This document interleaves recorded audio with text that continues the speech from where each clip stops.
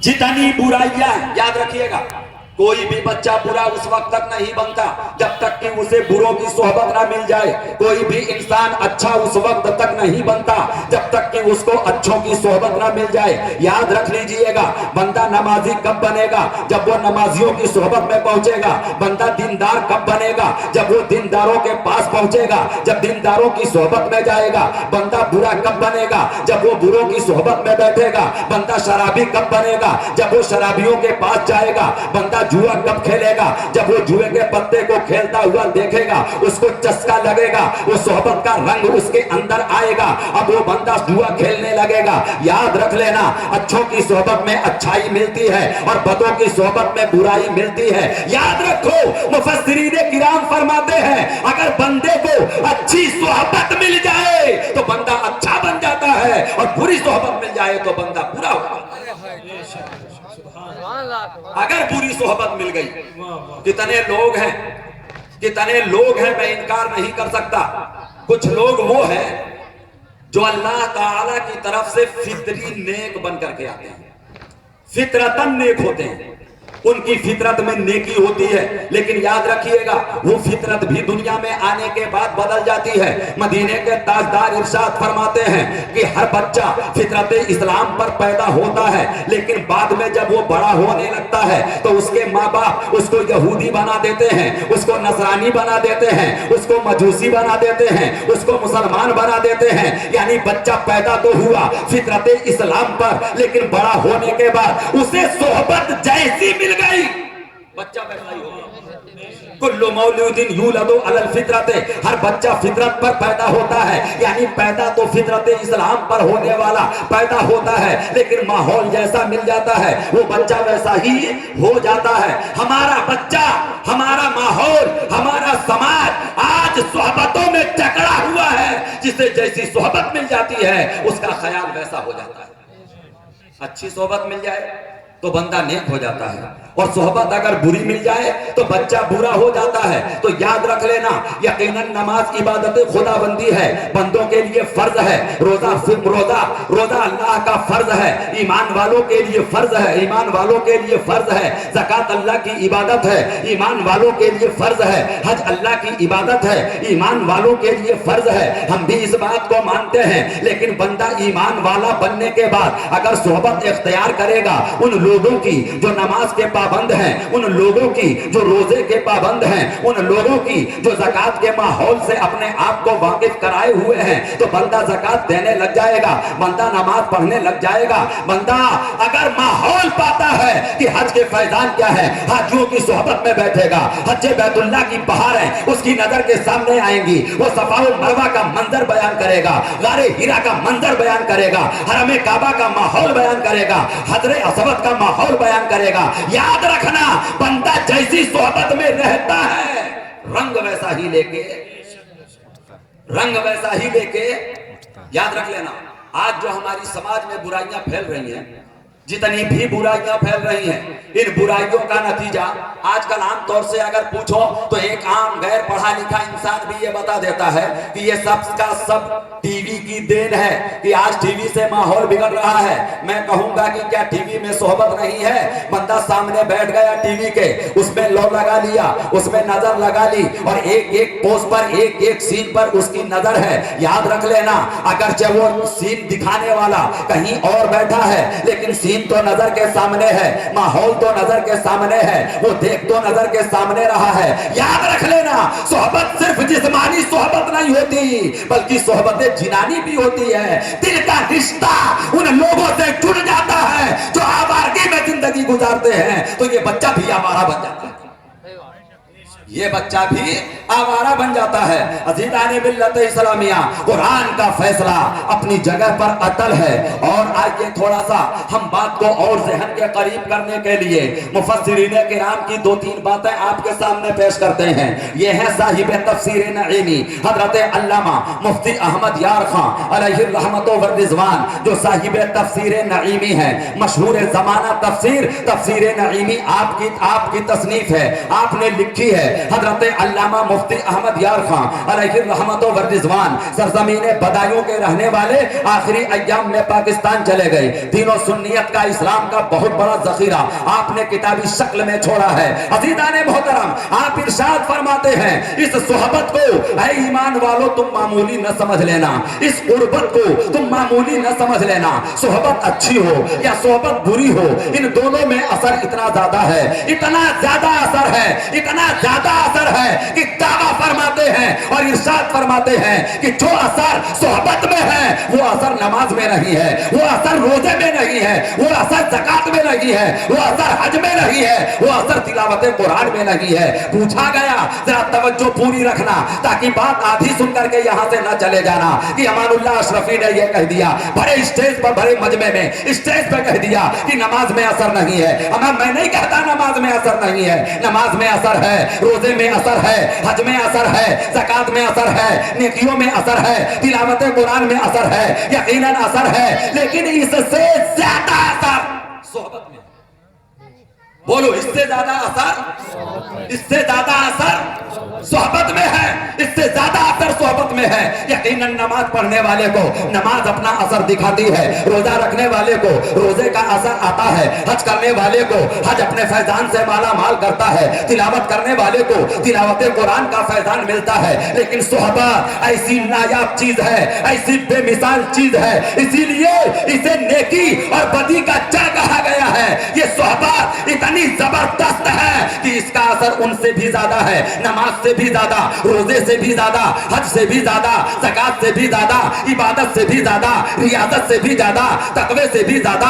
ارے پوچھو کہ اثر زیادہ کیسے ہے تو صاحب تفسیر نعیمی کہتے ہیں میں تمہیں دلیل دیتا ہوں ذرا تم جواب دے دینا. کوئی بندہ نماز پڑھے زندگی بھر تو نماز پڑھنے سے بندہ کیا بنتا ہے, نمازی بنتا ہے. کوئی زندگی بھر روزہ رکھے تو روزہ رکھنے سے کیا بنتا ہے, روزے دار بنتا ہے. کوئی حج کرے تو کیا بنتا ہے, حاجی بنتا ہے. کوئی تلاوت قرآن کرے تو کیا بنتا ہے, قاری بنتا ہے. کوئی میدان جہاد میں جا کے جنگ کرے تو کیا بنتا ہے, غازی بنتا ہے. یہی تو فرماتے ہیں کہ سنو نماز سے بندہ نمازی بنتا ہے, روزے سے بندہ روزے دار بنتا ہے, زکات سے بندہ سخی بنتا ہے, حج کرنے سے بندہ حاجی بنتا ہے, علم پڑھ لے بندہ قاضی بنتا ہے, میدان جہاد میں جائے تو غازی بنتا ہے. لیکن صحبت کا فیضان یہ ہے کہ نمازی نہیں بنتا, روزے دار سے روزے دار نہیں بنتا, حاجی نہیں بنتا, قاضی نہیں بنتا, بلکہ صحبت کا فیضان یہ ہے کہ صحبت کے ذریعے بندہ مصطفیٰ کا صحابی بنتا ہے. سبحان اللہ, نعرہ تکبیر,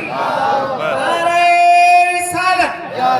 خطیب راجستھان حضرت علامہ مولانا امان اللہ صاحب اشرفی. سبحان اللہ. یہ صحبت کا فیضان ہے. نماز سے بندہ صحابی نہیں بنتا, روزے سے بندہ صحابی نہیں بنتا, حج سے بندہ صحابی نہیں بنتا. ارے سنو یہ صحبت مصطفیٰ کا فیضان ہے, جسے رسول کی صحبت مل جاتی ہے وہ صحابی بن جاتا ہے. لفظ صحبت ہی سے تو صحابی بنا ہے. مصطفیٰ کی صحبت کا فیضان یہ ہے کہ جو رسول کی صحبت میں آ گیا وہ صحابی بن گیا. اب چاہے کوئی قطب ہو, چاہے کوئی ابدال ہو, چاہے کوئی اغواث ہو, چاہے فرد الافراد ہو, اما کسی مرتبے کا ولی ہو جائے ایک صحابی کے ادنا درجے کے برابر بھی نہیں. صحابیت وہ اعلیٰ درجہ ہے, وہ اعلیٰ درجہ ہے. اور ایسے ایسے صحابی بھی ہیں. جنگ خیبر میں ایک صحابی آئے رضی اللہ تعالیٰ عنہ بارگاہ سرکار میں, جس کو اسود کے نام سے جانا گیا اس لیے کہ کالے ہی اتنے تھے. سرکار کی بارگاہ میں آئے, کہا کہ یہ کیا ہو رہا ہے, کہا اسلام کی دعوت دی جا رہی ہے, اگر میں کلمہ پڑھ لوں تو کیا اللہ مجھے قبول کر لے گا, کہا مولا تجھے بھی قبول کر لے گا. آقا سے کہا میرے ساتھ یہ بکریاں ہیں, اسود راعی کے نام سے مشہور ہوئے وہ صحابی رسول. کہا میرے پاس خیبر والوں کی بکریاں ہیں, امانت ہے, یہ امانت امانت دار تک پہنچ جانی چاہیے. تو آپ نے فرمایا کہ بسم اللہ پڑھ کے کنکریاں اٹھاؤ, بکریوں کی طرف پھینک دو, ساری بکریاں اپنے اپنے مالک کے گھر چلی جائیں گی. انہوں نے ایسا ہی کیا. یہ بھی سرکار کا ایک معجزہ تھا. حضرت اسود راعی بارگاہ رسول میں آ گئے, کلمہ پڑھ لیا, کہا سرکار مجھے اجازت دی جائے. پوچھا کس چیز کی, کہا جنگ کے میدان میں جانے کی. ایمان والو کلمہ پڑھا, تلوار اٹھائی, نبی کے نام پر میدان میں گئے, کٹ کر کے شہید ہو گئے. صحابیت کا مقام یہ ہیں کہ نماز نامہ اعمال میں نہیں ہے, روزہ نامہ اعمال میں نہیں ہے, حج نامہ اعمال میں نہیں ہے, زکات نامہ اعمال میں نہیں ہے. یہ تو بڑے بڑے 4 فریضے ہیں, ایک بھی پاس میں نہیں ہے. لیکن زندگی بھر نہیں, اگر کسی کو 5000 سال کی عمر بھی مل جائے اور یہ عبادتیں کرتا کرتا چلا جائے, حضرت اسود رائی کے قدموں کی دھول بھی نہیں. بے شک کیوں نہیں بنے گا؟ اس لیے کہ ان کو صحبت کا فیضان ملا, انہیں صحبت کا فیضان ملا ہے, مصطفیٰ کی صحبت مل گئی ہے, صحابیت کا مقام مل گیا ہے. سنو, صحابیت سے صحابہ کے جو صحبت یافتہ ہیں انہیں تابعیت کا مقام ملا, جو تابعی کے تابعی کی صحبت یافتہ ہیں انہیں تابعیت کا مقام ملا. یہ صحبت کا فیضان ہے جو کسی عبادت کی بنیاد پر نہیں بلکہ صحبت کی بنیاد پر ملا کرتا ہے. کس بنیاد پر ملا؟ یہ کس بنیاد پر صحابیت کا درجہ ملا؟ کس بنیاد پر تابعیت کا درجہ ملا؟ کس بنیاد پر تابعیت کا درجہ ملا؟ سنو, سرکار فرماتے ہیں خیر القرون قرنی, بعد کرنی وہ زمانہ تابعین تک ہے. آقا فرماتے ہیں سب سے بہتر زمانہ میرا ہے, پھر میرے بعد والا, پھر اس کے بعد والا.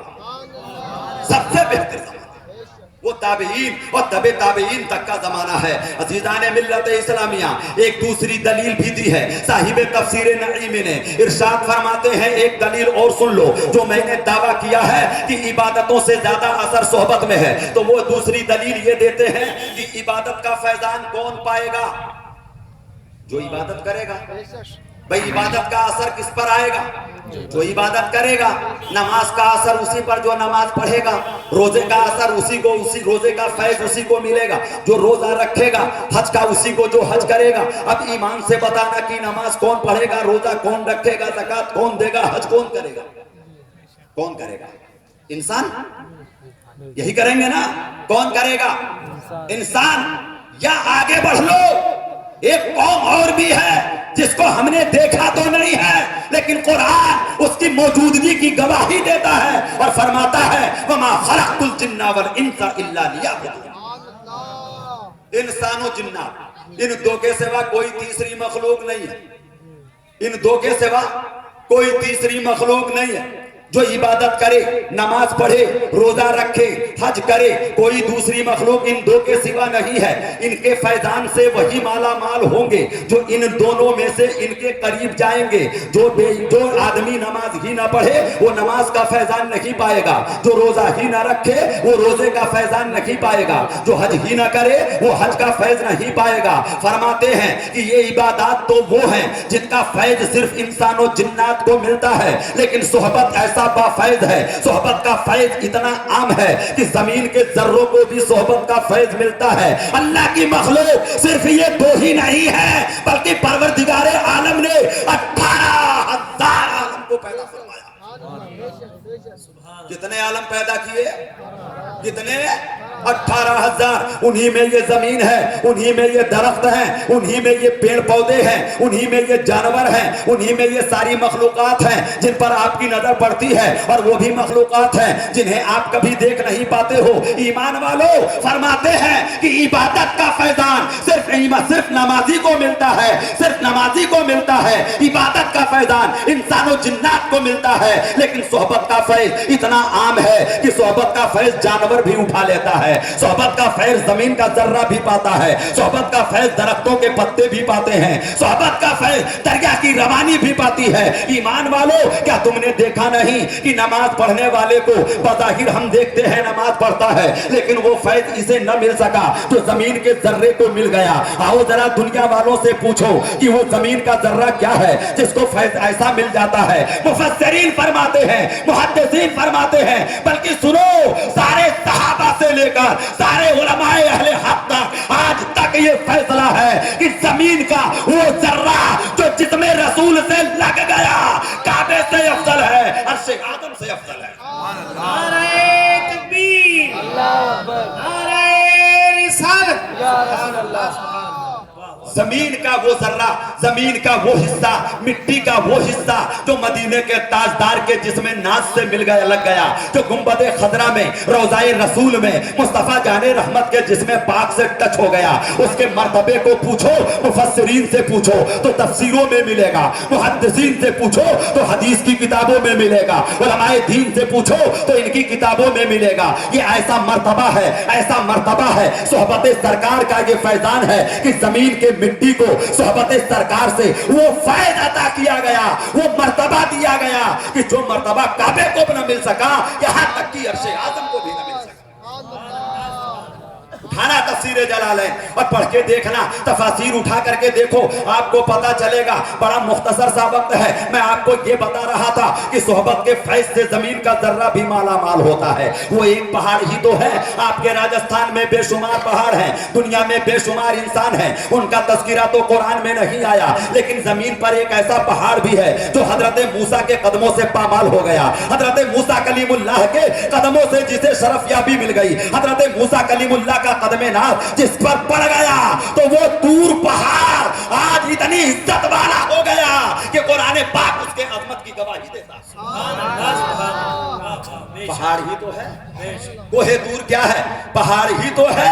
پروردگار عالم قرآن میں کوہ طور کا تذکرہ فرماتا ہے، قرآن میں کوہ طور کا نام آتا ہے۔ عزیزان ملت اسلامیہ، یہ تو زمین کے ذرے ہیں، زمین کے ذرے۔ یاد رکھنا، اچھوں کی صحبت سے اگر یہ پامال ہو گئے تو ان کا مقام اور مرتبہ بڑھ گیا۔ وہیں سنتے چلو، جو بروں کی صحبت سے پامال ہو گئے وہ زمین منحوس قرار دے دی گئی، وہ زمین ناپاک قرار دے دی گئی، وہ زمین ناپاک نہیں منحوس قرار دے دی گئی۔ یاد رکھنا، مفسرین کرام ارشاد فرماتے ہیں کہ وہ جگہ جو کعبہ اور مینا کے درمیان ہے، آپ نے بارہا سنا ہوگا، ابرہہ بادشاہ سفید ہاتھی پر سوار ہو کر، ہاتھیوں کا دستہ لے کر، فوج لے کر کعبے کو گرانے کے لیے سرکار مدینہ کے ولادت سے 40 دن پہلے آیا تھا تاکہ کعبہ آج گرا دیا جائے گا۔ ملک یمن میں جو بنایا تھا اس نے کعبہ، اس میں جا کے کسی نے پاخانہ کر دیا تھا، وہ آگ مٹانے کے لیے یہاں آیا تھا کہ کعبہ گرا دیا جائے۔ واقعہ آپ نے سن رکھا ہے، الم تر کیف فعل ربک باصحاب الفیل، سورہ الم تر کی تفسیر اٹھا کر کے دیکھنا، پوری سورت اسی معاملے پہ نازل ہے۔ یاد رکھنا، وہ جگہ جو کعبے اور مینا کے درمیان ہے جہاں اللہ تعالیٰ نے ہاتھی والوں پر اپنی طرف سے عذاب کے فرشتے بھیجے تھے جن کو دنیا ابابیل کہتی ہے، 3 کنکریاں لے کر کے آئے تھے، وہاں گرایا تھا، اللہ کا عذاب نازل ہوا تھا۔ مفسرین فرماتے ہیں، علماء دین فرماتے ہیں، مفتیان دین کہتے ہیں کہ اے حجاج، جب حج کرنے جاؤ تو جب حرم سے مینا کی طرف چلو تو اس مقام پر ذرا جلدی سے نکل جایا، وہاں نشان لگا دیا۔ عرب حکومت نے وہاں نشان لگا دیا، وہاں سے لے کر کے وہاں تک جہاں تک ابرہہ کی فوج تھی وہاں نشان لگا دیا گیا۔ ایسا کیوں ہے صاحب؟ یہاں سے کیوں جلدی بھاگ جائیں؟ کہا یہ وہ جگہ ہے جہاں اللہ تعالیٰ کا عذاب نازل ہوا، جہاں اللہ کا عذاب نازل ہوا، عذاب والی زمین ہے، اس لیے یہاں دیر تک نہ ٹھہرو، یہاں دیر تک نہ ٹھہرو، بلکہ جلدی سے یہاں آگے بڑھ جاؤ، جلدی سے آگے گزر جاؤ۔ ایمان والوں مجھے بتانا، ارے زمانہ ہو گیا، سرکار کی ولادت سے پہلے 40 دن پہلے اس جگہ پر ابابیلوں نے لشکر سے ابابیلوں نے کنکریوں سے حملہ کیا تھا۔ کیا آج تک وہ زمین نحوست والی ہے؟ کیا آج تک وہ زمین منحوس ہے؟ فرماتے ہیں ہاں ہے، اس لیے کہ وہاں اللہ کا عذاب اترا ہے، اللہ کا عذاب اترا ہے۔ ایمان والوں پھر مجھے کہنے کیوں نہیں دیتے؟ جہاں اللہ کا عذاب اتر گیا، ایک بار اتر گیا، 1400 سال پہلے اتر گیا، آج تک وہ جگہ منحوس مانی جا رہی ہے، تو جہاں سرکار نے آرام فرما لیا، جہاں مصطفیٰ ٹھہر گئے، جہاں آقا نے قیام فرما دیا، آج کیوں کچھ زبانیں اتنی بے لگام ہو گئی ہیں جو غار ہیرا کی توہین کرتی ہیں، غار ثور کی توہین کرتی ہیں، جبل نور کی توہین کرتی ہیں؟ ارے نادانو، وہاں اللہ کا محبوب رحمت للعالمین تشریف لے گیا، وہاں اللہ کا محبوب بیٹھا ہے، اللہ کا محبوب وہاں اپنے وقت گزارے ہیں، اور جہاں اللہ کا محبوب وقت گزار لیا کرتا ہے ان جگہوں کا مرتبہ اونچا ہو جاتا ہے۔ ایک حدیث کی روایت اور سن، اللہ کے محبوب تشریف لے جا رہے تھے، آپ کے ساتھ مجاہدین کا لشکر تھا، قوم سمود کی ویران بستی جہاں اللہ کا عذاب آیا اس کے بغل میں خیمہ گاڑ دیا گیا، پانی کی کمی آ گئی، अब पानी कम है, आटा गूंदा जाए तो कैसे गूंदा जाए, खाना बने तो कैसे बने। सहाबा ने मशवरा किया, कौम समूद की बस्ती में चल करके देखते हैं। एक कुआं का नाम सुना था, वहां गए तो एक कुआं मिल गया। उस कुएं में पानी भी बड़ा साफ और शफाफ था। पानी को भर करके सहाबा लाए और लाने के बाद फौज के लिए आटा गूंद लिया गया। मदीने के ताजदार अपने हुजरा मुबारका से, अपने खेमाए नाज से बाहर तशरीफ लाए। पूछा, लोगों तुम्हें पानी कहां से मैसर आया? कहा, सरकार कौम समूद के कुएं से हम भर करके लाए हैं। अल्लाह के महबूब का वो ज़बाने नबूवत से निकला हुआ जुमला सुनो। आका इरशाद फरमाते हैं, ये पानी कहां से लाए हो? कौम समूद की उजड़ी हुई बस्ती से। ये बस्ती वही है जिस पर अल्लाह का अज़ाब नाजिल हुआ है। सरकार फरमाते हैं, आटे को फेंक दिया जाए। आटे को, ये वो नबी है जो एक एक दाने की तालीम देते हैं। ये वो नबी है जो एक एक दाने का अदब सिखाते हैं। ये वो नबी है जो एक एक लुकमे का अदब सिखाते हैं। फरमाते हैं, दस्तरख्वान पर खाना अगर गिर जाए, छोटा सा जर्रा भी गिर जाए, ये पूछ लेना किसी दावत इस्लामी के मुबल्लिगीन से, तो वो दस्तरख्वान के आदाब में आपको सिखा देगा कि मदीने के ताजदार का फरमाने आलीशान क्या है। वो आका फरमाते हैं, सरकार ये आटा फेंका क्यों जाए? फरमाते हैं कि वो बस्ती जिस पर अल्लाह का अज़ाब हुआ है, उस मनहूस बस्ती के पानी से तुमने आटा। ईमान वालों, आप जरा सा देखो तो सही, अल्लाह का अज़ाब नाजिल कब हुआ था? मुस्तफा जाने रहमत के दुनिया में आने से कई हजार साल पहले। कितने साल पहले? कई हजार साल पहले। लेकिन आज भी मदीने के ताजदार हमें अपनी ज़बाने नबूवत से ये इरशाद फरमाकर बता रहे हैं कि वहां चूंकि अल्लाह का अज़ाब उतर चुका है, इसलिए वहां आज तक अल्लाह के कहरो गज़ब के निशान मौजूद हैं। और आओ मैं तुम्हें दूसरी रिवायत बताऊं। हजरत ज़ुन्नून मिस्री रज़ियल्लाहु ताला अन्हु अल्लाह के उन किबार औलिया में शामिल हैं जिनका नाम चोटी के औलिया में शुमार किया जाता है। ये मिस्र से चले हैं हज्जे बैतुल्लाह के इरादे से हरम शरीफ की तरफ। रास्ते में एक मैदान आया, कादिसिया का मैदान है ये, मकामे कादिसिया, मैदान कादिसिया। आप काफिले के साथ चल रहे हैं, ऊंट पे सवार हैं। अचानक चलते चलते जब मैदान कादिसिया आया है तो आप अपने घोड़े से नीचे गिर गए और नीचे गिर के जमीन पे करवटें बदलने लगे। इधर से उधर को करवटें, कभी पेट के बल कभी पीठ के बल करवटें बदलने लगे। यहां तक कि पूरा काफिला रुक गया। काफिले वालों के दिल में यह ख्याल आया कि धूप की शिद्दत ज्यादा है, रेगिस्तान वाला इलाका है, ये जमीन की चिलचिलाती हुई धूप और ऊपर से अल्लाह ताला के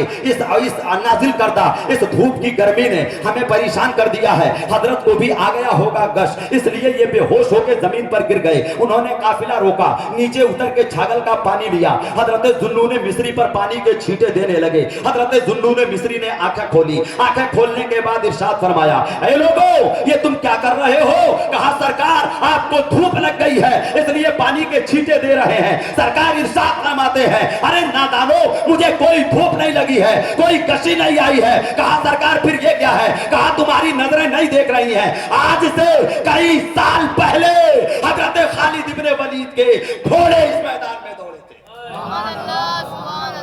खालिद इब्ने वलीद साहब ये रसूल हैं, सैफुल्लाह हैं, अल्लाह के महबूब के सहाबी हैं। यही वो सैफुल्लाह हैं जिन्हें अल्लाह की तलवार कहा जाता है। आप फरमाते हैं कि खालिद इब्ने वलीद के घोड़े इस मैदान कादिसिया में दौड़े हैं। मुजाहिदीन इस्लाम के घोड़े इस मैदान कादिसिया में गुजरे हैं, दौड़े हैं। अल्लाह ताला की रहमतें जो मुजाहिदीन पर बरसी हैं वो उनके जरिए से नीचे तक आई हैं। जमीन के जर्रों में अल्लाह की रहमतें मैं देख रहा हूँ। जमीन पर लेकर अल्लाह के उन्हीं रहमतों को तलाश कर।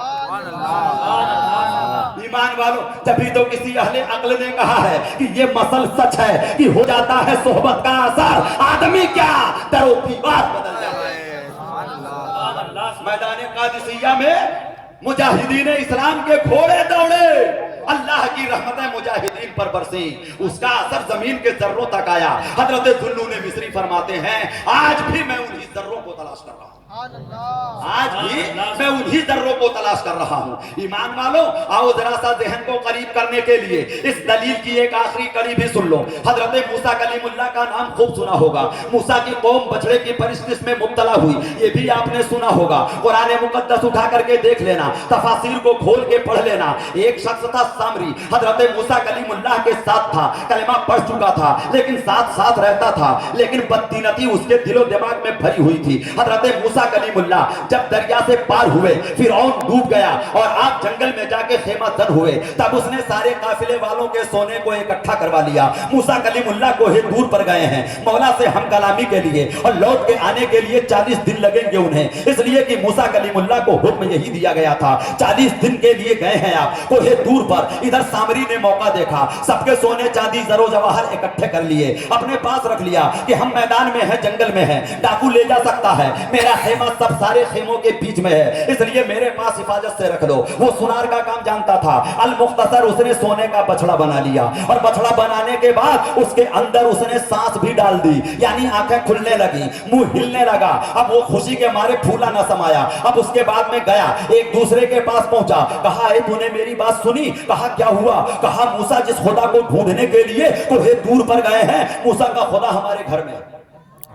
معاذ اللہ، 100 بار معاذ اللہ۔ کیا بولا؟ کہ موسیٰ کا خدا ہمارے گھر میں ہے۔ لیکن یاد رکھ لینا، وہ مجمع عام میں نہیں بولا، ڈنگے کی چوٹ پر نہیں بولا، علن اعلان نہیں بولا۔ اگر علن اعلان بول دیتا تو اس کی ساری خباثت کا جنازہ حضرت ہارون پیغمبر نکال دیتے، اس لیے کہ موسیٰ علیہ السلام کے بعد قوم کی نیابت اور سرداری وہ فرما رہے تھے، اس لیے وہ ایک ایک کے پاس جاتا، ایک ایک کے کانوں میں بات ڈالتا، خیمے سے دور لے جاتا جنگل میں، اور وہاں دھیرے سے اس کے کھوپڑے میں اپنی بات ڈال دیتا، اور اس کو اپنے خیمے میں لے جاتا، اور وہ بچڑا دکھا دیتا۔ اب جب سامنے جانے والا دیکھتا بچڑا تو حقیقت میں سونے کا ہے، لیکن جب یہ دیکھتا کہ آنکھیں کھل رہی ہیں، زبان ہل رہا ہے، تو وہ حیرت میں پڑ جاتا، اگر میں اس کا زندہ ہونا دیکھوں تو یہ سونے کا کیسے ہے، اور اگر یہ سونے کا ہے تو یہ زندہ کیسے ہے، اس کی آنکھیں کھل کیسے رہی ہیں، عالم حیرت میں ڈوب جاتا۔ تو سامری کہتا یہی تو بات ہے کہ خدا لوگوں سے الگ ہوا کرتا ہے، ایک ایک کو بہکاتا رہا، یہاں تک کہ آدھی قوم کو گمراہ کر دیا۔ حضرت موسیٰ کلیم اللہ تشریف لائے، میں مختصر واقعہ بیان کر رہا ہوں، تفسیر کی پوری روایت آپ کے سامنے نہیں رکھ رہا ہوں۔ موسیٰ کلیم اللہ آئے، آنے کے بعد سارے معاملے کو رفع دفع کیا، آپ نے سامری کو بلایا، کہا مجھے تجھ سے صرف ایک بات کرنی ہے، تو بتا دے، تو سونار زیادہ ہے، جانتا ہوں تو نے سونے کا بچڑا بنا دیا، لیکن یہ تو بتا کہ اس میں تو نے جان کیسے ڈالی۔ تو وہ سامری بولتا ہے، یہ روایتیں بھی قرآن ہی کی آیات میں موجود ہیں، سامری بولتا ہے میری کم نصیبی یہ کہ میں حافظ قرآن نہیں، ورنہ ایک ایک آیت پڑھ کر کے آپ کو سنا دیتا۔ عزیزان محترم، جب موسیٰ کلیم اللہ نے پوچھا تھا تو سامری نے جواب دیا تھا، اے اللہ کے نبی، ایک موقع پر میں نے ایسا دیکھا تھا کہ ایک آنے والا بڑا بے مثال آیا تھا، وہ گھوڑے پر سوار آیا تھا، آپ کی ملاقات کے لیے آیا تھا، لیکن اس کا حال یہ تھا، میں نے دیکھا تھا کہ جب زمین پر وہ گھوڑے کو چلا رہا تھا، وہ خود گھوڑے پر بیٹھا تھا، گھوڑا زمین پر جب پیر رکھتا تھا تو ریگستان میں، ریتیلی زمین میں وہ جہاں اپنا پیر رکھ دیتا تھا اور پیر کو اٹھاتا تھا تو پیر اٹھاتے ہی وہاں گھاس اگ جاتی تھی، وہاں ہری ہری گھاس اگ جاتی تھی، جتنے قدم وہ رکھتا قدم اٹھاتے ہی وہاں گھاس اگ جاتی تھی۔ میرے دل نے یہ فیصلہ کر لیا کہ یہ بڑا باکمال ہے آنے والا، اور یہ باکمال ہے بڑا گھوڑا جس پر وہ سوار ہو کے آیا ہے، اس میں کیسی زندگی ہے کہ گھوڑا ریتیلی زمین پر اپنا پیر رکھتا ہے، پیر اٹھاتا ہے، اس میں سے ہری ہری گھاسیں ہری ہری گھاسیں اگ جاتی ہیں۔ میں نے سوچ لیا اس زمین میں زندگی کی طاقت ہے، اس لیے میں تلاش میں رہا، جو ہی گھوڑا آگے گیا جہاں گھوڑے کا قدم پڑا تھا میں نے وہاں سے مٹی اٹھا لی، میں نے مٹی کی مٹھی بند کر لی اور لے کر کے اپنے گھر کمرے میں آیا، اپنے خیمے میں آیا، میں نے مٹی کو حفاظت سے رکھ دیا۔ اے اللہ کے نبی، اے اللہ کے نبی، مجھے یہ معلوم نہیں کہ وہ آنے والا آپ کے پاس آیا کون تھا جو گھوڑے پر سوار ہو کر آیا تھا، جس کی شان یہ تھی کہ اس کا گھوڑا زمین پر پیر رکھتا تھا اور پیر اٹھاتے اٹھاتے اس میں ہری ہری گھاسیں اگ جاتی تھیں۔ اللہ کے نبی نے فرمایا کہ وہ آنے والا کوئی اور نہیں تھا، وہ روح الامین تھے، حضرت جبریل امین تھے، اور وہ جنتی گھوڑا تھا جو یہاں آیا تھا۔ کہا سرکار بس کرو، وہی ملتے تھے جب میں نے بچڑا بنا لیا تو اس کی ناکوں میں سنگھا دیا۔ چل کے بولو، اس کی ناک میں نے دونوں نتنوں میں سنگھا دیا۔